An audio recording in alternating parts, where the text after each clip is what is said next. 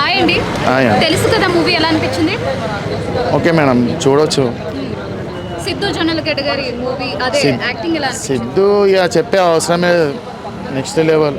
Siddhu DJ టీవీలో ఎట్లా same అట్లనే అవే punch dialogues, dialogue delivery next level, songs super.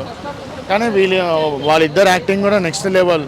దీనికంటే నెక్స్ట్ వైవా హర్ష ఏదైతే పంచ్ డైలాగ్స్ నెక్స్ట్ లెవెల్. ఒక ఫ్యామిలీతో వెళ్ళి చూడవచ్చు. కాకపోతే ఏంటంటే ఆ costumes, way of dialogues plus locations next level. రాశి కన్నా ఇంకా శ్రీనిధి శెట్టి అయితే వాళ్ళ యాక్టింగ్ నెక్స్ట్ లెవెల్. కాకపోతే ఏంటంటే ఒక డిఫరెంట్ లవ్ స్టోరీ ఇది. అసలు ఎటు కాదు కానీ లాస్ట్కి మనకే తెలుస్తుంది. అంటే స్టోరీలో అబ్బాయి ఇద్దరిని మెయింటైన్ చేశారు అని చెప్పేసి ఇద్దరు మెయింటైన్ చేస్తారు కామన్.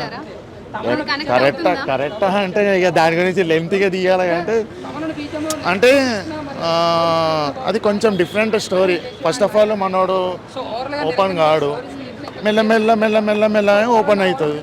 కానీ ఒక అబ్బాయి ఎంత లాగి చెప్పినా కూడా ఒక అమ్మాయి అర్థం చేసుకుంటుంది. ఫైనల్లీ ఆమె రియలైజ్ అవుతుంది, నేను ఇట్లా చేసిన ఇది అని. కానీ ఓవరాల్ ఒకసారి చూడొచ్చు. గైస్, ఇప్పుడే తెలుసు కదా సినిమా చూడడం జరిగింది. సినిమా ఏంటంటే అన్న, ఒక సొయోగ్రసీ అనే దాన్ని ఎవరో మన బిడ్డను 9 ఏళ్ళు మోస్తారు అనేది ఒక కాన్సెప్ట్ అనమాట. బట్ ఆ కాన్సెప్ట్ మనకి చాలా సినిమాలో తెలిసింది. అదే మోసి బిడ్డ మనకి ఎక్స్ అయితే ఎలా ఉంటుంది అనే దాన్ని ఒక ట్రై చేద్దాం అనుకున్న కొత్తగా అది వర్కౌట్ అవ్వలేదని చెప్పాలి. ఎందుకంటే ముఖ్యంగా తమన్ బీజిఎం మాత్రం చాలా బాగుంది సినిమా నిలబెట్టడానికి వచ్చాను నిజంగాను. బట్ ఏంటంటే కథనాలు కొంచెం అటు ఇటుగా ఉండడం వల్ల కొంచెం ఒక యావరేజ్గా మిగిలిపోతుంది సినిమా. ఇంకా హర్ష గారు కామెడీ బాగుంటుంది ఫస్ట్ హాఫ్లో, సెకండ్ హాఫ్లో కావచ్చు. ఇంకా అన్నపూర్ణమ్మ గారు 20 నిమిషాలు ఉంటారు, సెకండ్ హాఫ్లో వస్తారు. ఆ ఉన్న 20 నిమిషాలు ప్రతి ఫ్రేమ్లో ప్రతి మినిట్ కూడా మనం బాగా ఎంజాయ్ చేస్తాం. కామెడీ బాగుంటుంది, ఆ డబుల్ డైలాగ్స్ ఉంటాయి. బట్ అయ్యో పెద్దగా మనకి ఎఫెక్ట్ కల్పించగలను, కానీ కామెడీ జనరేట్ చేస్తుంది. ఇంకా సిద్ధు యాక్టింగ్ కోసం మాట్లాడుకుంటే డ్యాన్స్లోను లుక్స్లోను ఒక సైకో విధంగా ఒక మాస్ యాక్టింగ్ అయితే చేసాడు, బాగా చేసాడు. డ్యాన్సులు కూడా బాగున్నాయి.